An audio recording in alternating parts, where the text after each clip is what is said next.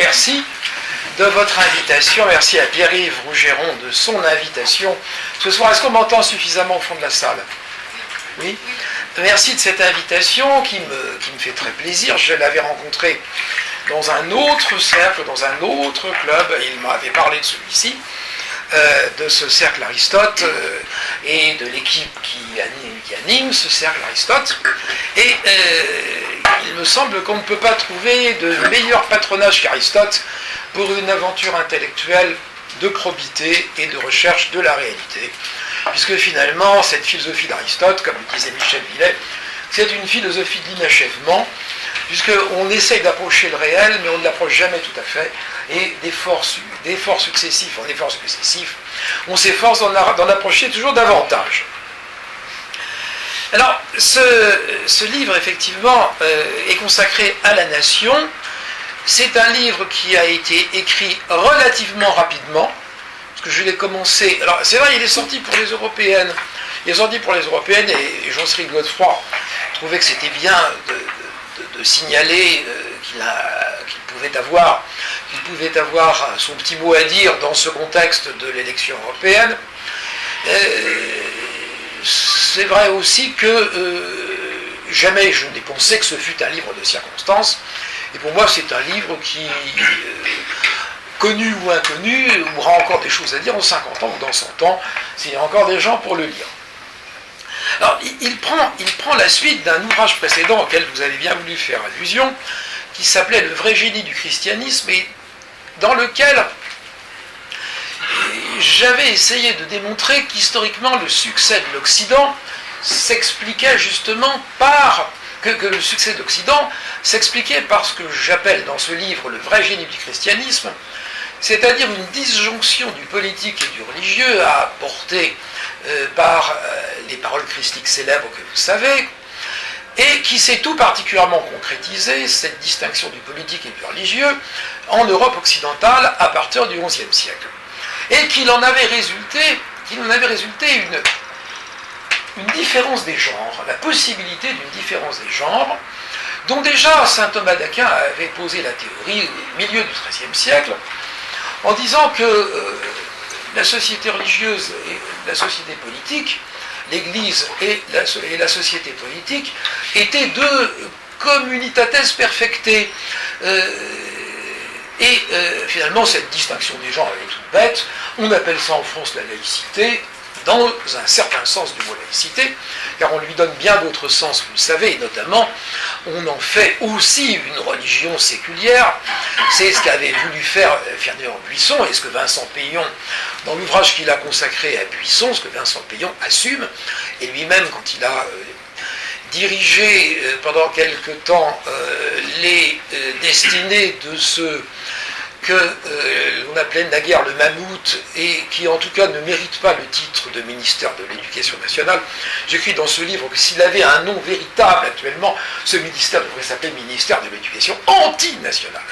Vraiment antinationale, parce que on dit toujours, là je j'ouvre une parenthèse, on dit toujours, je suis le premier à déplorer les effets extrêmement, la faible efficacité de cette énorme machine de l'éducation nationale, et pour la transmission des connaissances, des savoirs, et d'autre part pour la transmission de l'idée de patrie, de l'idée d'appartenance collective à un groupe humain donné qu'on a le droit d'aimer sans être pour autant les yeux fermés sur les faiblesses qu'il a pu connaître.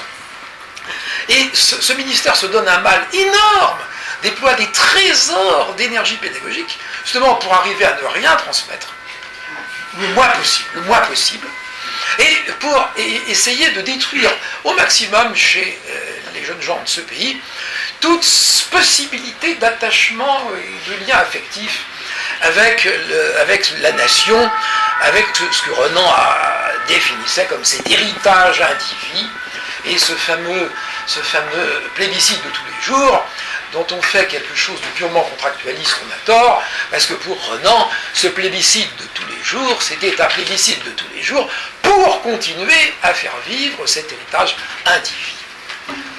Et c'est la nation, maintenant, ce n'est pas le plébiscite de tous les jours, c'est fondamentalement l'héritage individu qu'il s'agit d'entretenir, de faire fructifier et de continuer à faire vivre.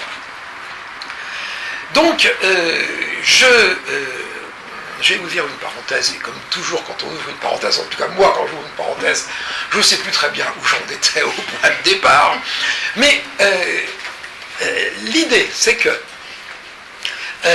nous sommes dans l'Europe occidentale. L'Europe occidentale actuellement fait l'objet de ce que j'appelle un déni de nation. La nation, il y a des pays sur les cartes de géographie, il y a des pays sur les documents officiels, mais en réalité, ce sont des structures qui se vident de plus en plus parce qu'on en retire l'épine dorsale, qui est la nation. Et alors, ce phénomène de dédignation, il a ceci de frappant. Et alors, vous en connaissez les anciennes. Nous sommes entrés, nous dit-on avec ravissement. C'est le discours, par exemple, d'Habermas. Nous sommes rentrés dans l'ère du post-national. Il faut s'en réjouir. Tout ça, ce sont des vieilleries, des ringardises. Le sens de l'histoire, on retrouve ce sens de l'histoire qui, à un moment, nous dirigeait vers la société sans classe, et bien actuellement, il nous dirige vers la société sans nation. Mais c'est toujours finalement le même millénarisme, le même type de millénarisme qui change de visage, mais qui garde en définitive ces structures fondamentales. Mais alors, ce déni de nation, cette idée que le temps des nations est terminé, que tout cela est ringard, c'est propre à l'Europe occidentale. Car au même moment, la nation ne s'est jamais si bien portée à travers le monde, et à commencer aux États-Unis, qui se définissent eux-mêmes par la voix de leur président et de leur secrétaire d'État comme la nation indispensable. Donc les nations sont inutiles en Europe occidentale, mais aux États-Unis, la nation est indispensable et indispensable, non seulement à l'Amérique, mais au monde entier. Alors tout ça laisse une impression de malaise. Tout ça laisse une impression de malaise, surtout quand on voit les conséquences que cet abandon de la nation produit à tous les niveaux, qu'il s'agisse du niveau moral, qu'il s'agisse du niveau social, qu'il s'agisse du niveau économique, commercial, etc. Scolaire, enfin bon, j'en passe. Toute une série de dérives perverses sont là, qui retiennent notre attention.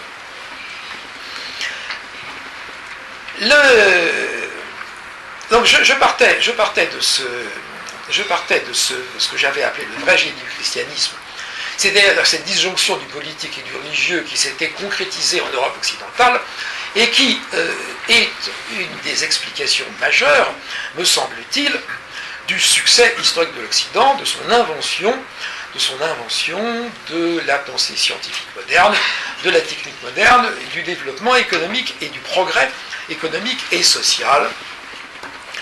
Or, nous sommes dans un monde actuellement où cette disjonction du politique et du religieux, bonsoir cher ami, cette disjonction du politique et du religieux, eh bien, si on y regarde bien, elle n'existe plus tant que cela. Elle existe pour les religions traditionnelles de l'Europe. Là, il y a effectivement une distinction du politique et du religieux qui est ancienne, puisque la laïcité, elle ne date pas de 1905. La laïcité, au sens de disjonction du politique et du religieux, oui, elle remonte à Aristote et elle se concrétise très bien dans le Concordat de 1801. Déjà, Bobéro parle de premier seuil de laïcité pour le Concordat de 1801. Moi, j'avoue que, me semble-t-il, je ferai remonter à Aristote ce tout premier seuil de laïcité. Ah bah, saint Thomas d'Aquin, excusez-moi. Vous avez rétabli, évidemment, au XIIIe siècle, ça ne pouvait être que saint Thomas d'Aquin. Donc, je fais remonter à saint Thomas d'Aquin ce tout premier seuil de laïcité. Mais alors, cette laïcité, actuellement, en Europe occidentale, elle n'existe donc, vous disais-je, que pour les religions européennes traditionnelles, mais elle n'existe pas pour ces religions de substitution qui sont venues prendre leur place et dont cette religion des droits de l'homme,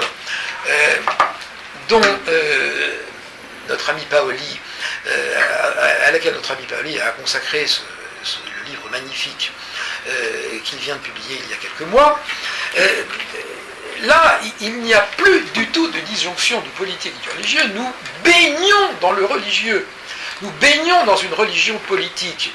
Nous baignons dans une religion que l'on parle de religion des droits de l'homme, mais cette religion des droits de l'homme elle-même s'embranche sur la religion de l'humanité qui avait été inventée au XIXe siècle par Pierre Leroux. Et on peut aussi la définir comme religion humanitaire. En tout cas, cette religion humanitaire, cette religion des droits de l'homme, cette religion de l'humanité, tout cela, et d'autres choses encore, j'ai choisi dans ce livre de les réunir sous l'appellation globale d'idéologie post-chrétienne.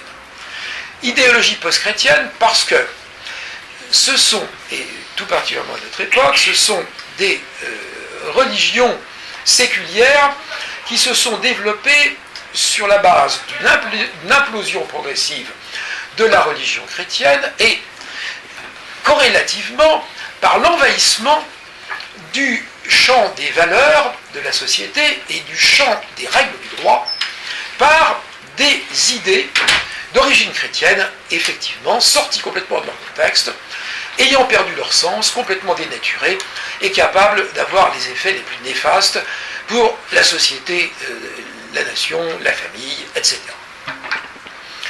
Alors, ce terme d'idéologie post-chrétienne, d'ailleurs, je l'ai repris au cardinal Ratzinger, qui l'employait avant d'accéder au pontificat. Il avait, dans plusieurs écrits, utilisé ce terme. Nous sommes entrés dans des temps post-chrétiens, écrivait le cardinal Ratzinger. Mais ce qui est frappant, c'est que ces temps post-chrétiens, ils sont bourrés d'idées chrétiennes, dénaturées, déformées, trahies, mais elles sont quand même d'origine chrétienne, ces idées. Et alors, l'un des aspects les plus pervers de ce post-christianisme, et c'est là qu'on rejoint notre problématique de la nation, l'un des effets les plus pervers de ce post-christianisme, c'est que ces valeurs d'origine chrétienne qui avaient dans le christianisme été des valeurs préconisées aux individus dans la perspective, sur un mode strictement individuel, libre et volontariste, dans la perspective de leur salut, ces idées maintenant, elles sont proposées, voire imposées aux sociétés politiques, aux États, comme étant les normes qui doivent inspirer inconditionnellement leur action. Et alors là, on rejoint une distinction essentielle, qui est la distinction entre ce que Max Weber appelle l'éthique de la responsabilité et l'éthique de la conviction. L'État traditionnel, et c'était vrai pour l'État chrétien, comme pour tous les autres États, l'État traditionnel a toujours pratiqué, et Weber le montre bien, l'éthique de la responsabilité. L'État est au service de la collectivité et il doit adopter les mesures, les dispositions, prendre les décisions qui permettent à la collectivité dont il a la charge de vivre le mieux possible et de se perpétuer dans la durée. L'éthique de la conviction, vous vous en souvenez, c'est cette dichotomie weberienne. On pose une norme absolue et on reste fidèle à ce principe, à cette norme, à cette valeur, et on y reste fidèle inconditionnellement, quels que soient les résultats qui puissent en advenir, et pour vous et pour les autres.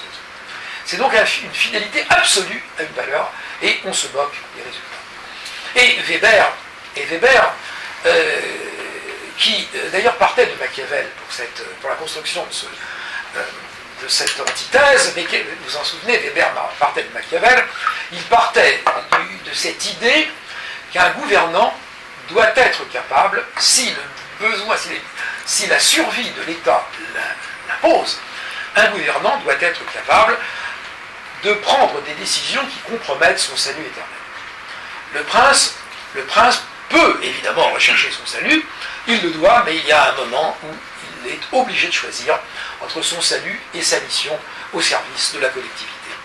Et Machiavel, à ce propos, disait, s'il n'en est pas capable, qu'il s'en aille, il sera un mauvais prince, il vaut mieux qu'il parte. Et c'est là-dessus que Max Weber avait construit sa fameuse antithèse entre l'éthique de la responsabilité et l'éthique de la conviction. Et avec ce poids du christianisme, on enferme l'État, et alors là on fait intervenir également certaines doctrines de droit constitutionnel comme celle de Kelsen, on enferme l'État dans un système d'éthique de la conviction où ne compte que le respect des normes. Et c'est à ça que ça rattache aussi la notion de gouvernance par opposition à gouvernement. On ne parle plus maintenant de gouverner, de gouvernement, on parle de gouvernance. Tout ça se rattache à cette idée Kelsen n'a pas parlé, lui, d'éthique de la conviction, mais on ne peut pas s'empêcher de rapprocher Kelsen de Max Weber. Et alors, quand l'État se voit invité, se voit imposer de subordonner sa conduite à l'observance de valeurs d'origine chrétienne, de valeurs par exemple d'amour de l'autre, jusqu'au mépris de soi. C'est la fameuse phrase de Saint Augustin, deux amours construits, deux cités, etc. Bon. L'amour de l'autre jusqu'au mépris de soi, c'est la valeur chrétienne, en définitive suprême, celle qui traduit le plus l'amour de Dieu, puisque l'amour de Dieu doit se concrétiser par un amour de l'autre, qui est une autre façon de pratiquer l'amour de Dieu. Mais c'est une norme religieuse, c'est une norme personnelle, et c'est une norme de sanctification. Ce n'est pas du tout une norme politique. Et il y a une dénaturation absolue quand on pratique ce transfert des normes éthiques chrétiennes au gouvernement. Une dénaturation absolue, et ça aboutit, prenons 2-3 exemples. On vous frappe sur la joue gauche plutôt que de la droite. Vous préférez, par définition, l'ouvrier de la dernière heure à tous ceux qui ont travaillé dur toute la journée. Et vous le récompensez 100 fois plus. Votre troupeau de brebis n'a aucune valeur dès l'instant que la brebis égarée est retrouvée. Tout ça est splendide, mais c'est dans une perspective céleste. C'est la perspective du salut. Ce n'est pas fait pour le gouvernement des sociétés humaines. Dans le gouvernement des sociétés humaines, c'est générateur, c'est suicidaire. Tendre la joue gauche, l'État qui tend la joue gauche quand on lui frappe la droite, se suicide. Il est suicidaire et il est criminel envers le peuple dont il a la responsabilité. La brebis égarée, vous la connaissez, la brebis égarée, c'est celle à laquelle on veut épargner la prison à tout prix. C'est celle pour laquelle on a supprimé la peine de mort. La brebis égarée, le criminel vaut beaucoup plus. La brebis égarée, celle qui est sortie des voies droites et qui a quitté le troupeau, elle vaut beaucoup plus que les autres. C'est la préférence pour le criminel. L'ouvrier de la dernière heure, etc. On se rend compte qu'à chaque fois quand on transpose une norme éthique de sanctification aux affaires, au gouvernement et aux affaires temporelles, on aboutit à des injustices. Et à l'époque où la société était chrétienne, l'État ne pratiquait pas ce genre ne se subordonnait pas, l'État chrétien ou non chrétien, mais toujours dans une ambiance intellectuelle finalement chrétienne, alors même qu'il se croyait anticlérical, au fond, il restait encore beaucoup dans une ambiance intellectuelle et morale chrétienne. Quoi qu'il en soit, l'État, à l'époque où la foi était profonde et où les églises étaient encore pleines, l'État ne pratiquait pas ce genre de choses. Et le droit, maintenant le droit est bourré de valeurs post-chrétiennes. Et à l'époque, le droit, non, c'était un droit qui punissait les mauvais et les méchants et les mauvais, donc dit lui-même, l'indulgence envers les méchants, finalement, est une injustice envers les autres, envers les bons. À l'époque où il y avait des crucifix dans les palais de justice, le droit n'était pas porteur de normes chrétiennes transformées en règles juridiques. Et alors, la nation, elle est la victime, elle est l'une des grandes victimes de ces religions séculières de nature post-chrétienne. La nation est une de leurs grandes victimes parce que le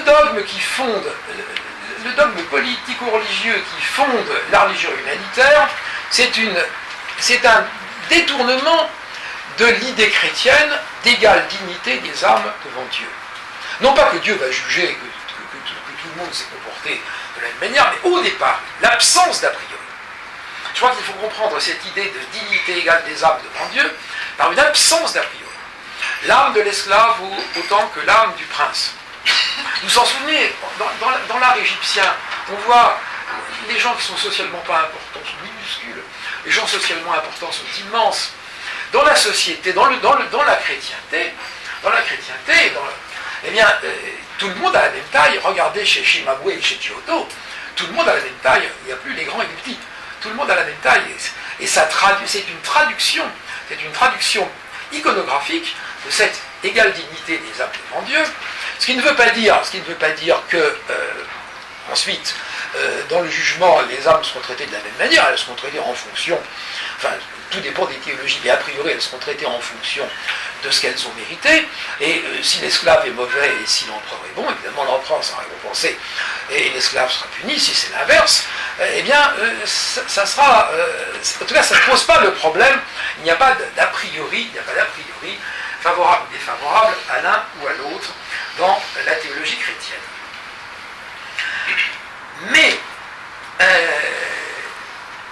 cette idée, qui est une idée religieuse, se transforme en un dogme d'une religion politique, une religion séculière, qu'est cette religion humanitaire. Bon, choisissons à cet instant de l'appeler comme ça. Et dans cette religion humanitaire, elle devient cette idée d'une égale dignité des âmes devant Dieu, elle devient le dogme de la totale interchangeabilité des êtres. Et donc l'absence de différence, la grande idée, c'est l'absence de discrimination. C'est la norme suprême de la religion humanitaire. C'est l'absence de discrimination. Or, il y a des différences. Bon. Après, quelles conséquences faut-il en tirer? C'est une autre affaire, mais il y a des différences. Et il faut pouvoir discriminer. Et la religion humanitaire, du fait qu'elle repose sur cette idée d'une interchangeabilité absolue des êtres humains, n'aime pas les groupes finis, les limites, les frontières, les différences. Il ne faut pas qu'il y ait des familles différentes, tout le monde est de la même famille. Il ne faut pas qu'il y ait des nations différentes, tout le monde est de la même nation.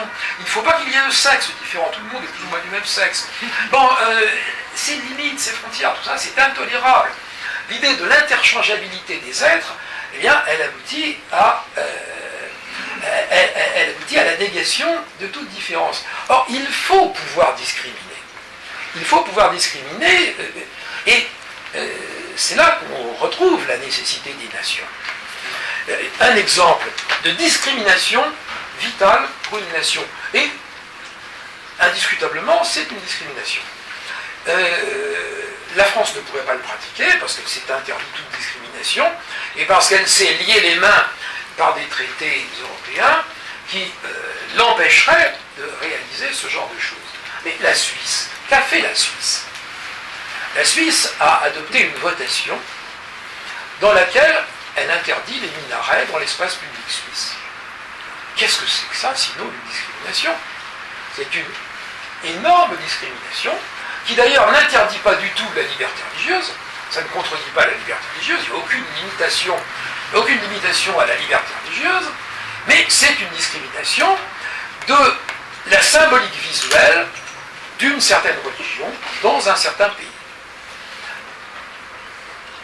Ça n'empêche pas les mosquées, les salles de prière, mais pas de minaret. Pas de minaret, ce qui veut dire qu'il y a discrimination, puisqu'une religion est traitée au niveau de sa visibilité dans l'espace public différemment des religions traditionnelles du pays concerné. Voilà un exemple, et on pourrait en trouver bien d'autres, voilà un exemple de l'indispensable nécessité de pouvoir discriminer. Car de ce fait, la Suisse est beaucoup plus forte que les autres États européens face à l'islam. Il ne s'agit pas du tout ici de faire de l'islamisme. Simplement, c'est une affaire de civilisation. L'islam, on a tort d'employer le mot religion pour l'islam. L'islam n'est pas une religion. elle est accessoirement une religion. C'est ce qu'explique très bien Elie Barnavi. Il parle du judaïsme et de l'islam dans les mêmes termes. Là, le judaïsme et l'islam, ce sont deux lois révélées. C'est une loi révélée, c'est-à-dire que c'est une législation révélée. Dans un cas comme dans l'autre, c'est une législation révélée, c'est-à-dire que c'est une législation qui a a priori vocation à régir tous les aspects de la vie privée et de la vie publique, de la vie familiale, de la vie contractuelle, de la vie économique, etc. De la morale sexuelle, etc. Bon. Mais c'est une législation. Et il est clair qu'on ne peut pas traiter non plus de la même manière une religion qui ne s'adresse qu'aux âmes et qui ne parle que du salut, et une religion qui veut régir l'ensemble de la société. Il est tout à fait logique de les traiter de manière différente. Et d'ailleurs, le mot religion n'existe pas.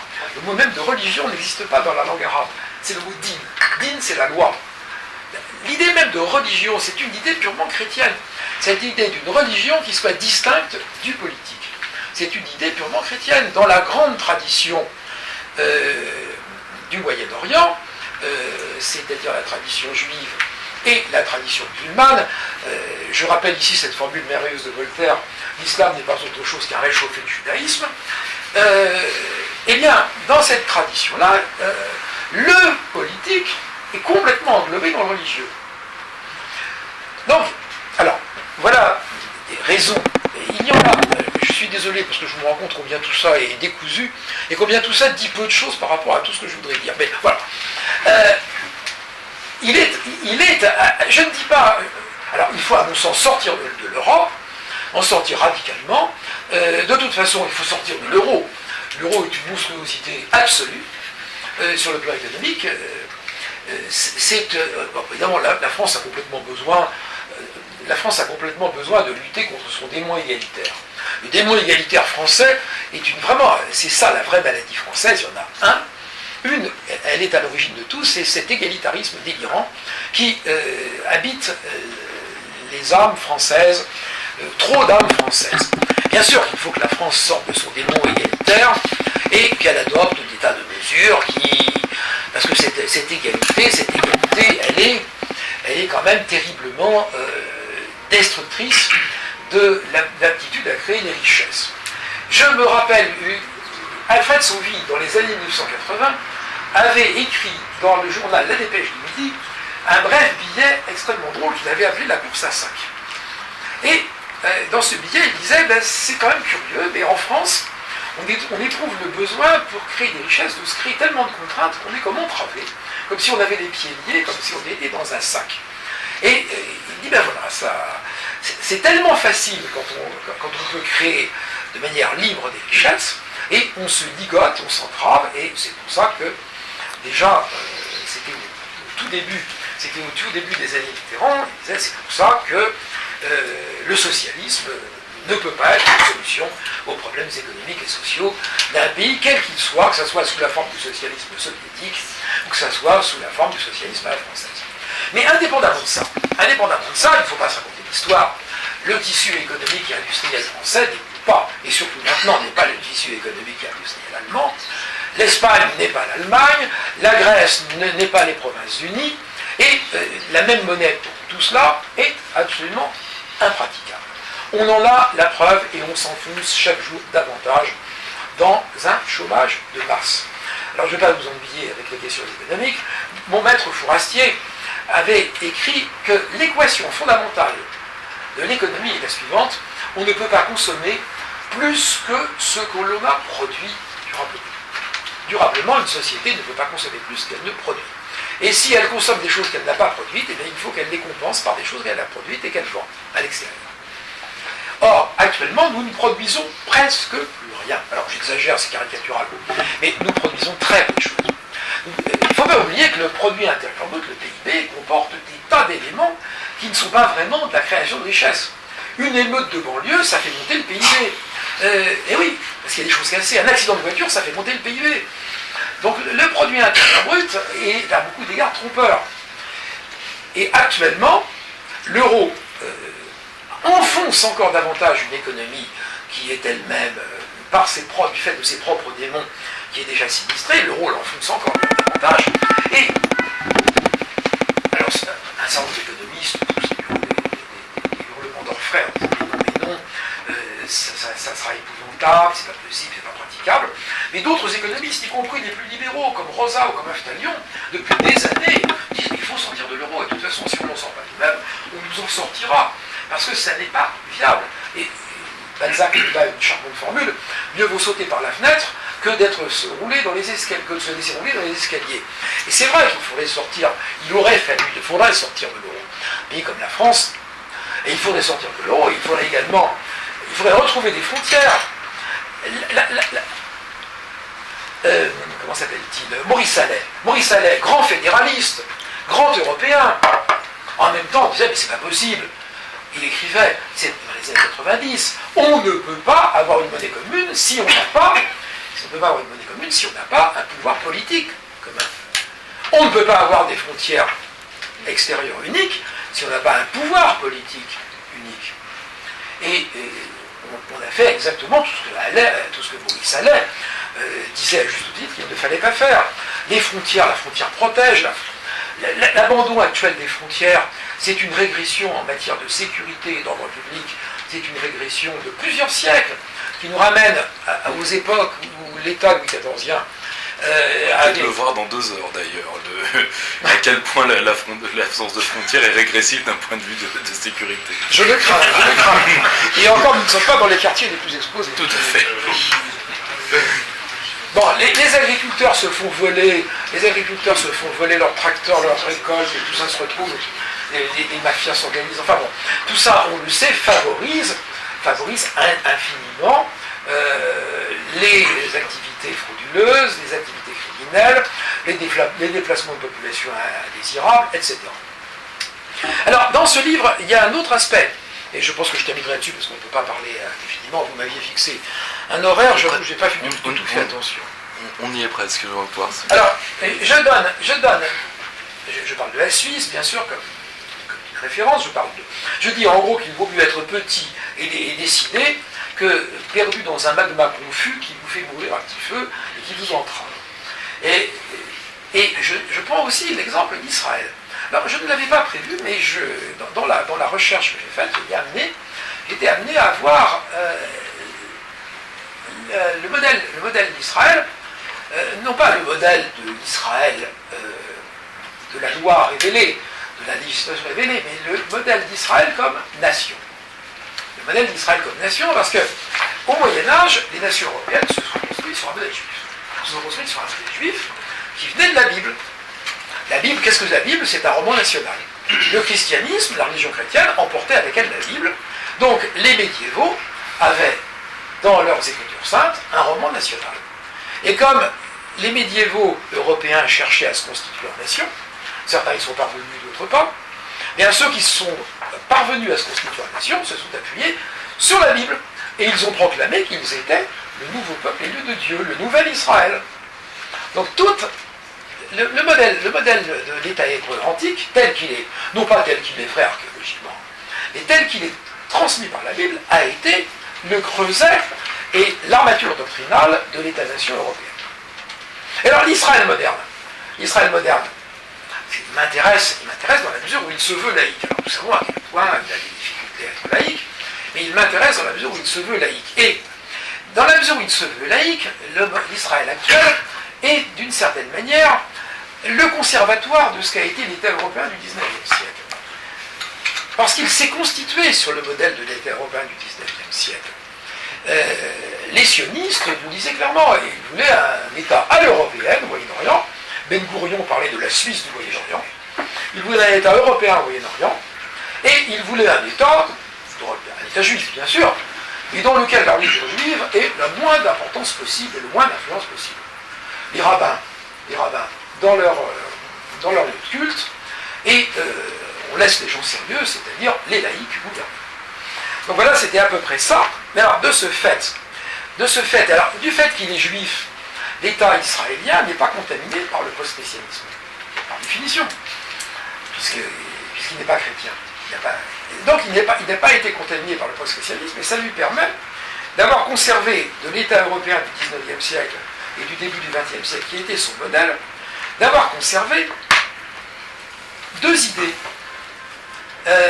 L'idée chère à Renan, et qui s'est exprimée dans le Code civil, que une nation, c'est avant tout une affaire d'héritage. Bien sûr, c'est pas fermé, on peut s'intégrer à la nation. Bien sûr, on peut s'intégrer à la nation, mais c'est quand même un héritage. Alors c'est un héritage à tous les égards, mais y compris dans le domaine humain. Donc la filiation doit, dans la vie d'une nation dans la très longue durée, la filiation doit avoir une place majeure. Et puis l'autre idée qu'Israël a conservée et qui pourrait nous servir utilement de modèle, c'est l'idée que l'État doit être au service exclusif de la nation et que l'État d'un pays donné n'a pas la vocation que lui assigne le post-christianisme, n'a pas la vocation à être le bureau d'aide sociale de l'humanité entière. Voilà. Je terminerai là-dessus. Il y a un million de choses à dire que je n'ai pas dites, et puis des choses que j'aurais pu dire mieux que je n'ai pas dit. Merci.